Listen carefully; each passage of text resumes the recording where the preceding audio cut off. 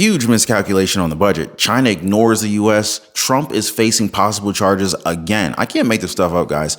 So Elon Musk has finally announced a replacement for his CEO position in Twitter. Well, I swear he did that earlier. Anyway, so the new boss has a really interesting nickname, and you know what it is? It's the Velvet Hammer. Yeah, the Velvet Hammer. I mean, I don't know. Just kind of sounds like a sick, kind of corny superhero name. So anyway, a miscalculation by California Governor Gavin Newsom may prove to be very costly, as their state's deficit for 2023, it's around $10 billion higher compared to what he previously predicted. That can't be good. And that's interesting because this is the very same state that not too many months ago, they had a surplus in their budget and they were able to hand out multiple $1 billion in stimulus checks to their people. Now, what's worse is that cuts to programs that help residents are already being discussed. So it's kind of like they're yanking back that stimulus check money from many, many months back. Now, the Biden administration continues to be ignored by China despite several requests to talk to them. It's not a good sign, guys. Former President Donald Trump is now looking to appeal the $5 million jury verdict that found him liable for defamation and sexual assault. But here's the worst part for him. E. Jean Carroll. He's now considering suing Trump again for his comments on CNN about her. Now, I'm also going to be talking about how migrants are being provided cell phones by the government, only for some of them to just throw them away as they realize that they're being tracked. How's that for utilization of U.S. taxpayer dollars? We have a lot to cover today, so let's go ahead and jump right into the facts. Also, by the way, if you own a home, make sure your home is protected. Get your free home warranty quote. There's a link in the description down below this video. Never be caught off guard again by another very expensive home repair again. Get your free home warranty quote, link down below. So former President Donald Trump and his legal team have just filed an appeal to the jury verdict that was handed to them with the case regarding E. Jean Carroll. Now, Joe Tacopina, Trump's lawyer, has said that they're appealing the dollar amount together with all adverse rulings, decrees, decisions, opinions, memoranda, conclusions, or findings, all from U.S. District Judge Lewis Kaplan. So Trump's obviously not a fan of Kaplan, and he also had some words for the woman who filed charges against him. So here's what he said on CNN. And it's still kind of weird to think that Trump even showed up on CNN, but anyway, here's the footage. I want to ask you about a significant verdict that was reached yesterday. I know this is something you want to weigh in on as well. A Manhattan jury found that you sexually abused the writer E. Jean Carroll and defamed her.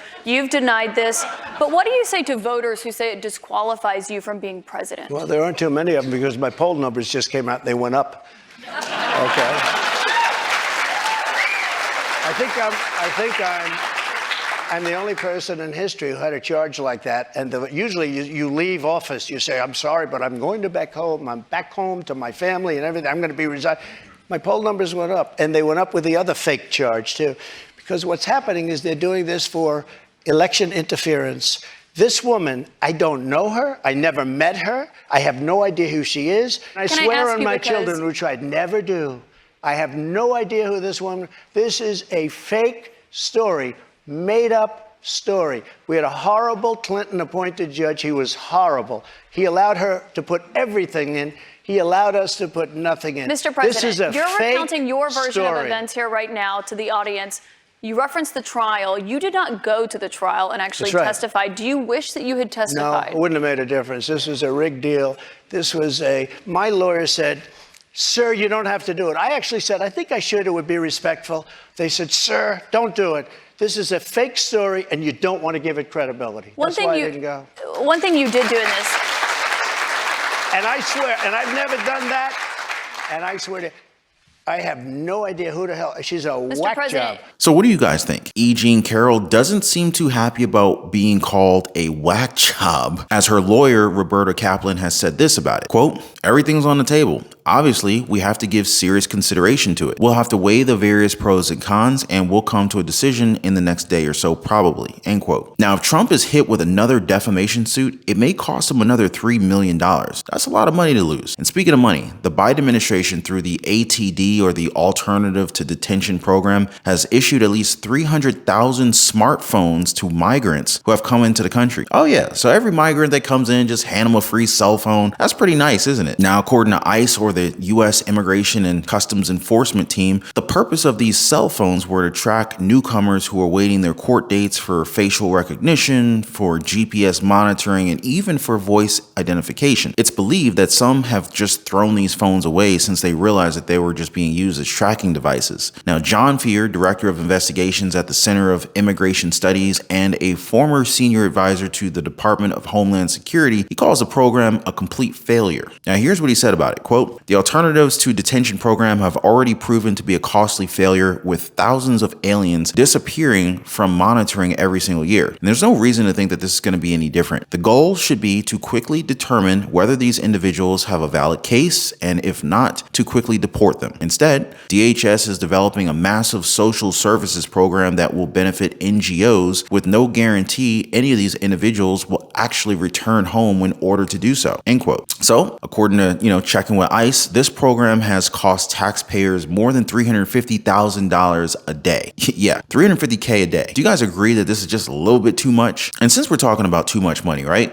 Governor Gavin Newsom may have made a huge misstep, as the state of California, which has had the largest budget in the nation at around $306 billion, now has a deficit of almost $32 billion, or $10 billion more than previously predicted. However, Newsom says that they're well within the capacity to address this deficit. Now, residents in the state might not be happy, as the plan to offset this deficit calls for claiming back or clawing back money from other programs, which include tax refunds, previous stimulus checks, and one that helps people pay for their utility bills. Gavin Newsom, though, feels confident about his plans, while Republican Assembly Leader James Gallagher, he's not all that confident in it. He said this about Governor Gavin Newsom's plan, quote, "His cuts to drought programs are dangerous. His fiscal gimmicks are short-sighted, and his words about good government and efficiency are yet another empty promise. Californians deserve better." End quote. Anybody here from California? Like, what are your thoughts on this? I'd be a little bit pissed off. It's kind of like giving away stimulus checks to get popularity in the past, knowing that you're probably going to need to claw them back later. I don't think that's fair. Now, after months of speculation, Elon Musk is now confident enough to leave Twitter to somebody else. That someone else is Linda Yaccarino, also known as the Velvet Hammer. So Yaccarino recently stepped down as a global chair of advertising and partnerships at NBC Universal. She spent almost a decade there. Now, she's also known to be amazing in the advertising industry, something that Twitter can probably use some help with. Help is what the Biden administration may need if they want to talk to China, as several attempts to get in contact with them have led to nothing. Proposals of meetings and calls from the lowest levels up to a possible discussion between President Biden and Xi Jinping have all seemingly been ignored. But here's the thing, though, that critics are pointing out. Doesn't this look as if we need China more than they need us? I mean, let's be honest here, right? I mean, in that sense, does it make the United States look weak? If you guys remember, the communications were fine before the whole spy balloon fiasco, but after that, it was kind of like a complete silence from China. Now, what are your thoughts on this, guys? Make sure you let everybody know in the comments down below. Now, while critics may say that our government looks weak, I know for a fact that they can't say the same for our expenses. These bills are enough to knock us all out. I'm talking car payments, rent, mortgages, credit card bills,